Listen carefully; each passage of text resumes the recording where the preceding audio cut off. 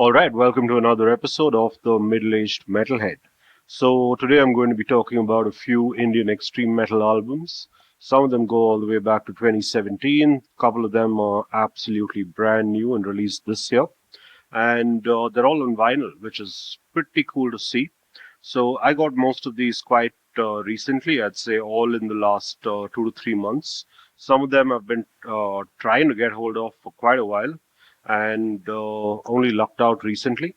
So, to start with, from the city of joy, Kolkata, this is Kapala with their 2017 EP. I think this is called an EP, and this one's called Infest Cesspool. This one came out on Dunkelheit. It's a 5 song EP with an outro, so 6 pieces of music overall. And what Kapala do is basically quite a brutal form of war metal. It's black metal, death metal, and it's wrapped up in quite a lo-fi production, so that's there as well. This is what the LP looks like, sort of a red colored version, and it is a single side LP, so you've got the etching on the other side. Now, this band may not be for everyone in the sense that it is quite an extreme trip, but if you stick with it, I think you will find something worthwhile in the music. The LP also comes with a poster, which was pretty cool to see. So you've got the same artwork, see that, with the cockroach, and it also comes with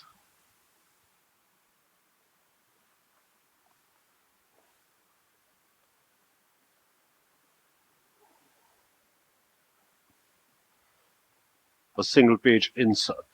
Overall, quite a nice package, and out on Dunkelheit. I think it's still available from the label, so go check it out. I'll also leave a Bandcamp link in the description. Next up is their EP from 2019. This one's called Termination Apex.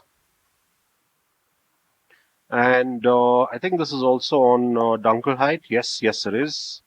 This is what the back cover looks like. Pretty intense stuff. And like with most of the Kolkata inner order bands, quite an extreme visual and musical aesthetic. This one's also red. So you've got the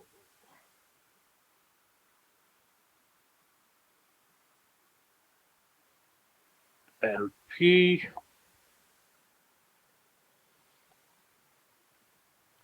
and this time you've got lyrics and a slightly blurry, I don't know, is this like a blasphemy inspired pic? Maybe it is. Blasphemy would also be a good comparison for this band overall. That's Kapala with Infest Cesspool and Termination Apex. Next, this album was a weird one. Like the band's debut EP, I think it was Typhonian Wormholes something something. For me, was quite a disappointment. It was noisy, blackened, grind, what have you. And then when the full length came out, I was not particularly keen till I listened to it on Bandcamp, and it was a huge step up. This is Tetragrammacide, and the album is a real mouthful. Primal Incinerators of Moral Matrix. And yeah, I have a bit of a problem pronouncing the band name as well.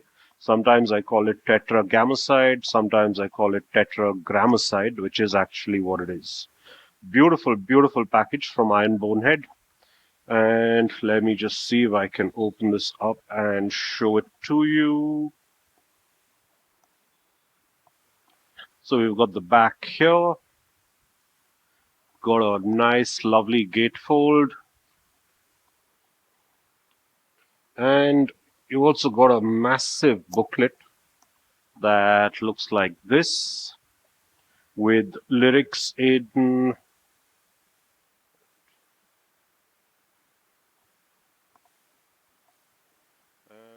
And yeah, here we are. No lyrics, but yeah, it's got some text in Bengali. It's got a lot of sketches and art. It's got some kind of manifesto, I guess, although I could not make out head or tail of it, but it's all very intense stuff. The music itself, it still owes something to noise, but at the same time, there are actual riffs on this album. Big, huge, nasty riffs. And when you peel away all of the layers that contribute to the noise, there's a sort of Morbid Angel influenced songwriting, maybe a little bit of Angel Corps somewhere in there, right? And overall, I like this album a hell of a lot. This is Tetragrammacide, Primal Incinerators of Moral Matrix. Next up, without any hyperbole, this is the best death metal album to come out of India. The band is called Aparthiva Rakthadhara, which I have no idea what that means. I looked it up, but I forgot. And the album is called Adhyapeeth Marana Samhita, which I think has to do with a place somewhere in the state of West Bengal. And the band itself is again from Kolkata, part of the Kolkata inner order scene. Aparthiva Rakthadhara, absolutely fantastic death metal. Again, early Morbid Angel is a touchstone, so is Angel Corps, maybe a little bit of Order from Chaos, but these guys get it right. I mean, it's a very nice production, really good songwriting. If I had any complaint at all, it's just that the album's really short. There are only 6 songs on it. But this was came out, I think, in 2021 or 2, maybe 2022 last year. Finally got the vinyl after quite a long wait. And this is what the gatefold looks like with a band pick. The LP itself is plain black, so I won't bother showing that, but it does come with a nice little booklet. And this one's on Iron Bonehead as well. So there you go. This is the poster with the band and the album art and logo. And let me see if I can get that booklet out. It is here somewhere. There we go. Nice thick booklet, but a bit smaller. Again, the lyrics are in Bengali with English translations, I guess. But yeah, here you go.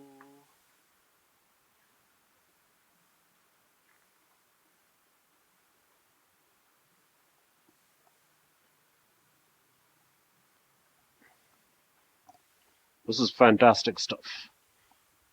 Link to the Bandcamp in the descriptions. Go check it out. And if you like death metal, this is a band that needs to be on your radar because they are fucking killer. Next up from 2023, this is the latest album from Indian Go Grind veterans. Yeah, I guess you could call them scene veterans now. They've been around for a long while, and I think this is their third full length. This is Gutslit with their latest offering, Carnal. Now, what Gutslit do really well, apart from having a killer stage show, is they know they're not just brutal death grind. You could label them death grind, but they're a little more than that. They know how to thrash. They know when to groove. They know when to just sneak in a little bit of melody. This is Gutslit.